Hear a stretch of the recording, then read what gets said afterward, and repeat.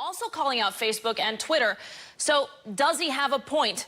Joining me now to discuss tonight, conservative commentator and Young Voices contributor, Tyler Grant. Tyler, thanks for being here with us. Yeah, thanks for having me. All right, so today a lot of Facebook employees coming out and saying that there's a, quote, intolerant liberal culture within Facebook. And to their point, back in 2016, Facebook banning a group that was formed by these conservatives.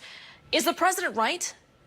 So I think there's two issues going on. So the president came out and said that he had a problem with Google and the way that Google was conducting its business. And the way that he came about this was from a PJ Media report by a woman by the name of Paula Bayerson, I believe, in which case she Googled Trump news.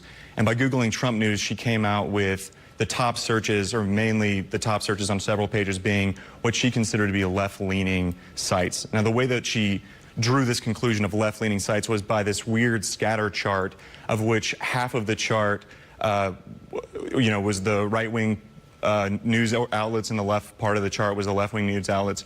And it was the most bizarre little chart, and she came to the conclusion that this showed a bias in the way that Google was curating its news. The president jumps on this, tweets it out, and that's a problem. So that's the first part. The second part is about the social media front. And on social media, there was the New York Times reporting on the fact that a bunch of senior Facebook engineers said that there was a political bias in Facebook.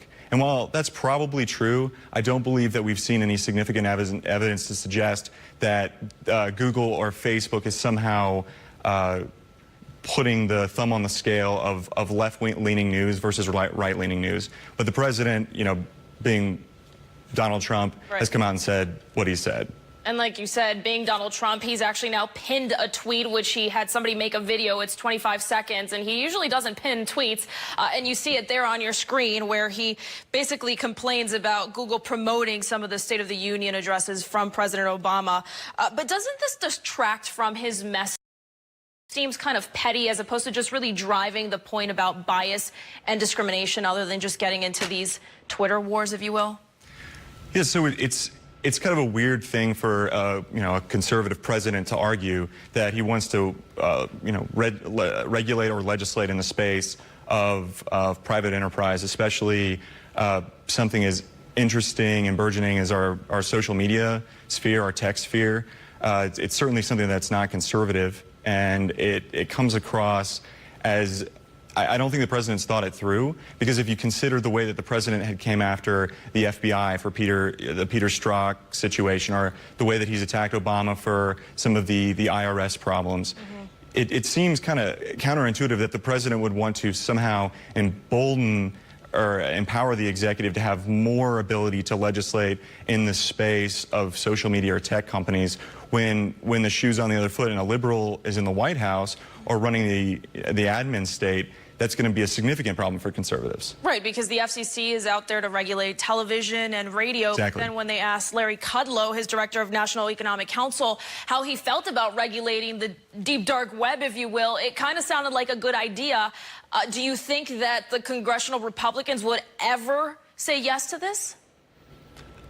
I don't believe that they would. I think that they see the ramifications down the road, and they see a way that this can be attacked against them. And if you just think about whatever regulation is, it's assigning priorities to different types of speech. And that's the way that every type of speech is. So if you're somehow putting the thumb on the scale for particular types of speech, you're assigning a priority for anything. So whether it's Donald Trump, picking those priorities, or whether it's the next, liberal president picking those priorities, you're giving certain credence to certain ideas. And in what I believe to be the conservative view, and I think a lot of congressional Republicans will agree with me, it should be something left to private enterprise, and if people want to express ideas, they're going to find a way to express their ideas. That's right. And speaking of regulation, now these new reputation scores that Facebook has suddenly come out with, this very Black Mirror of them. How do we interpret this?